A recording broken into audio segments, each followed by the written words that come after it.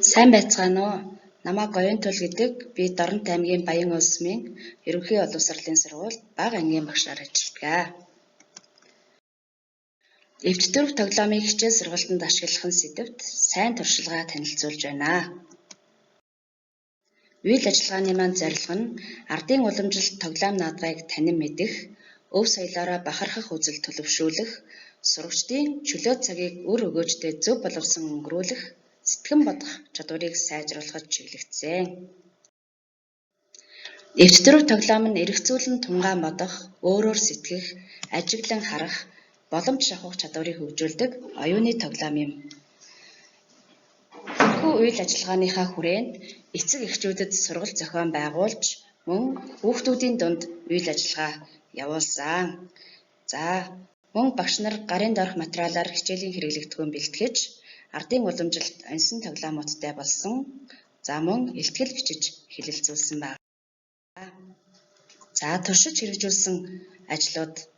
Эцэг эхчүүдэд ардын уламжилт оньсон тоглоомыг хэрхэн хөгжүүлэх, тоглоомыг яаж тоглох аргачлалын талаар сургалт зохион байгуулснаар эцэг эхчүүд маань хүүхдүүдтэй гарын доорх материалаар сургалтын хэрэглэгдэхүүн бэлтгэж өгсөн. Үүний үндсэн дээр анги удирдсан багш нар багш зохицуулах цаг хичээлийн хөтөлбөртөө оруулж эвд дөрв тоглоомыг бүх сурагчдаа заасан байгаа.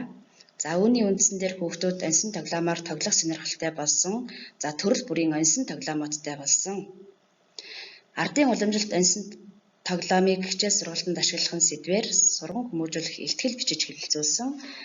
Цар тахлын хөл хорионы үед сурагчдад эвд дөрв тоглоомтой болж түүгээрээ тоглож сурах бүтээлч даалгавруудыг өгсөн байгаа. Эцэг эхчүүдэд сургалт зохион байгуулснаар сурагчид маань хичээлийн хэрэглэгдэхүүнтэй болсон.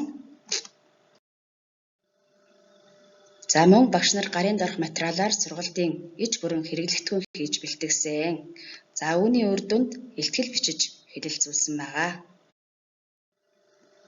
Ардын уламжилт тоглоомыг хичээл сургалтанд ашиглах сэдвээр сурган хүмүүжүүлэх илтгэл бичиж сургуульдаа тэргүүн байр эзэлж аймагт амжилттай оролцсон. Эцэг эхээс сургалт зохион явуулсан ихээхэн ач холбогдолтой үйл ажиллагаа болсон.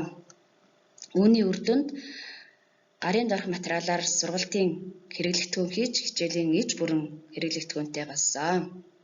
Ардын уламжилт оньсон тоглоомыг хичээлтэй хослуулан хэрэглэснээр сурагчдын сэтгэн бодох чадвар сайжирч, хичээл оролцох эдэх оролцоо нэмэгдсэн.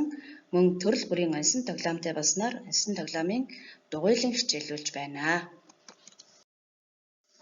Анхаарал тавьсанд баярлалаа.